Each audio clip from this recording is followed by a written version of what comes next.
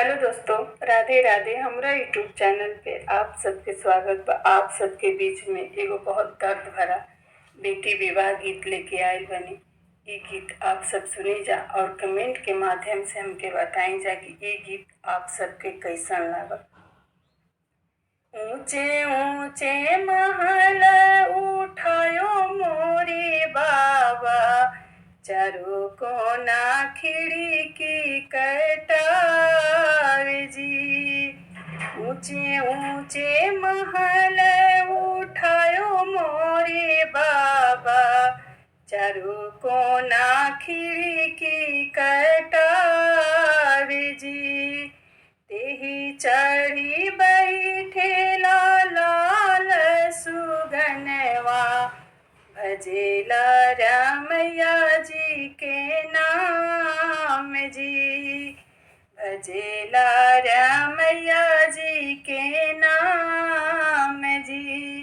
हरदी के पत चिट्ठी लिखे ले बेटी के पापा, हरदी के पत चिट्ठी लिखे ले बेटी के पापा, भेजेले सामधी जी के हाथ जी। भेजेले सामधी जी के हाथ जी।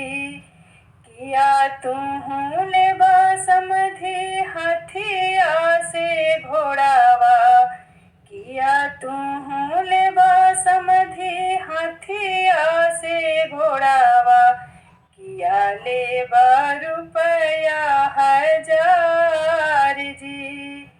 किया ले रुपया 1000 जी। चिठिया बचत समधी मने मुसुकैले, बोले ले सामधी जी से बात जी। चिठिया बचत समधी मने मुसुकैले, बोले ले सामधी जी से बात जी। नाही हम लेबो समधी हथिया से घोड़ावा, नहीं लेबो रुपया 1000 जी। नहीं लेबो रुपया 1000 जी। हमहूँ त लेबो समधी लाल सुगनवा, भजेला रामैया जी के नाम जी। भजेला रामैया जी के नाम जी।